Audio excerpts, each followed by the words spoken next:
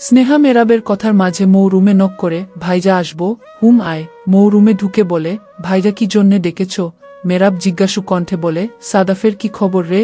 ওর সাথে যোগাযোগ করতে পেরেছিলি? না ভাইজা, কলই ঢুকছে না। ঠিক আছে, আর কালকে সকালে কলেজে যাওয়ার জন্য রেডি হয়ে থাকিস, আমি নিয়ে যাব। দেরি কেন হয় না? অ্যালার্ম দিয়ে রাখিস। ঠিক আছে, এখন গেলাম। হুম যা। মৌ চলে গেল।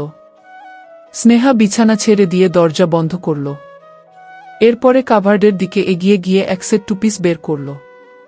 মেরাব স্নেহার দিকে তাকিয়ে বলে, রাতে শাড়ি পরে ঘুমাতে অসুবিধা হয় নাকি? স্নেহা হালকা হেসে বলে, একদম ঠিক ধরেছেন, শাড়ি পরে কালকে ঘুমাতেই পারিনি, তাই আজ আর শাড়ি পরে শুয়ে রাতের ঘুমটা নষ্ট করব না।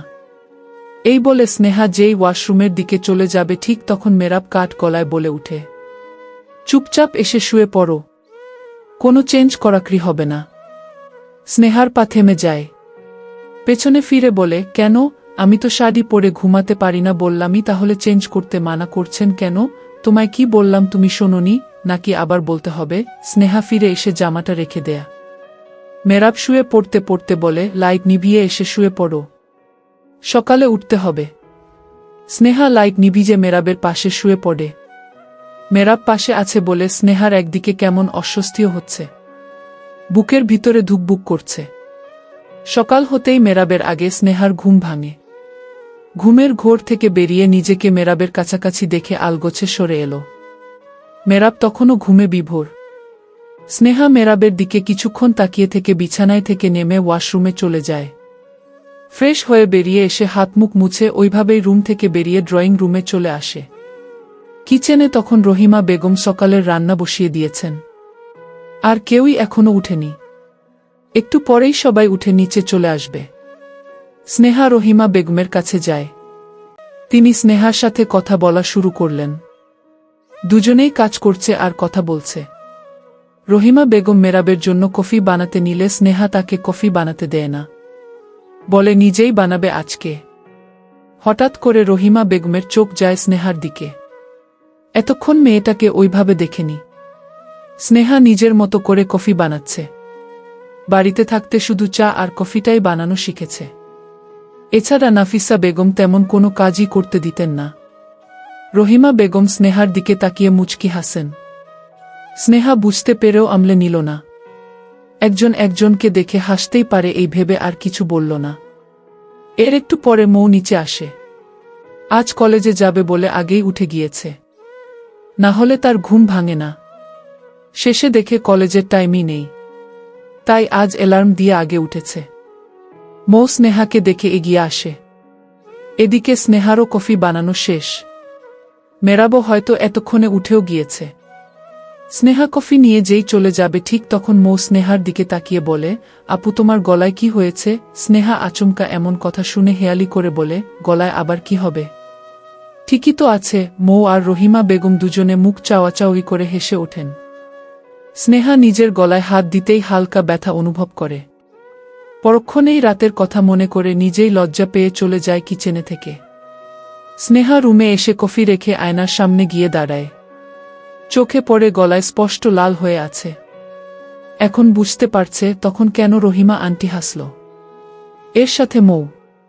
স্নেহা নিজের মাথায় নিজেই গাঁটটা মেরে বলে উঠল, ইস কেন যে তখন আয়না দেখে গেলাম না, মাঝখানে থেকে লজ্জা পেয়ে গেলাম। তখন মেরাব ওয়াশরুম থেকে বের হল। স্নেহা রাগী চোখে তাকিয়ে আবার অন্য কাজে মন দিল। মেরাব এগিয়ে এসে কফির মগ হাতে নিল। কফিতে চুমুক দিতে দিতে স্নেহাকে দেখল।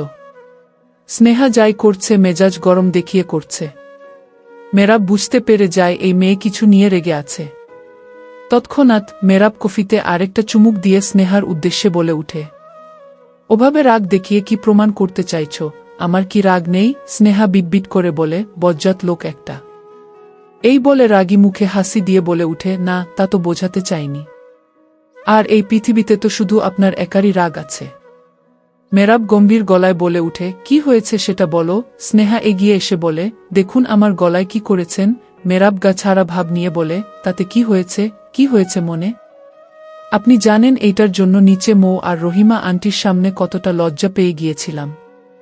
তুমি থেকে যেতে মনে ছিল না? মেরাব উঠে দাঁড়িয়ে বলে, তবে এরপর থেকে রুম থেকে বের হতে গেলে আয়নায় দেখে তারপর যাবে। স্নেহা বিড় করে বকতে থাকে। মেরাব এক হাত পকেটে গুজে বাঁকা হেসে বলে, রাতে নিজের দোষেই তো আমায় বাধ্য করলে গলায় এমনটা করতে।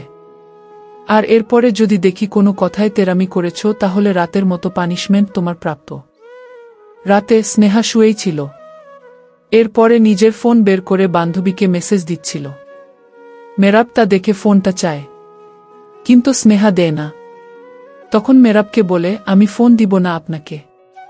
মেরাব বলে, কেন দিবে না? আগে প্রেম করতে নাকি? আর সেটা দেখব বলে ভয় পাচ্ছ? আপনি না জেনে অযথা মিথ্যে কথা বলবেন না। আর শুনুন, আমি এসব কোনো কিছুর জন্যই ভয় নেই। আর একজনের ফোন চাইলে কি দেওয়া যায়? পার্সোনাল জিনিস থাকে তো।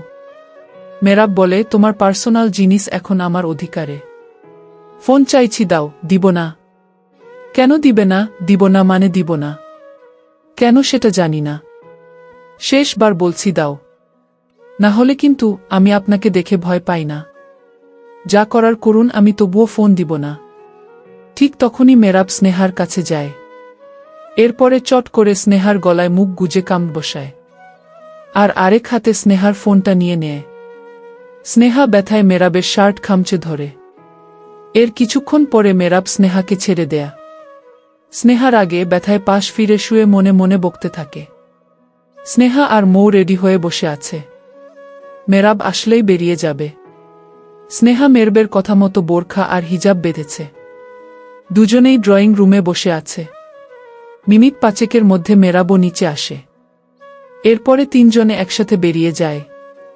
স্নেহা তার বান্ধবী জুইয়ের সাথে ক্লাসে বসে কথা বলছিল। জুইকে বলে দিয়েছে তার বিয়ে থেকে শুরু করে এই পর্যন্ত যা যা হয়েছে। এর মধ্যে একজন টিচার এসে বলে গিয়েছে আজ নতুন ইংলিশ টিচার আসবে। ক্লাসে কয়েকটা মেয়ে বলাবলি করছিল নতুন টিচার নাকি বেশ হ্যান্ডসাম। স্নেহার এগুলো শুনে কেমন একটা জেলাস ফিল হচ্ছে। এখন ইংলিশ ক্লাসের সময়। সবাই নতুন টিচারের অপেক্ষায় বসে আছে। সবার অপেক্ষার অবসান ঘটিয়ে মেরাব ক্লাসরুমে ঢুকল।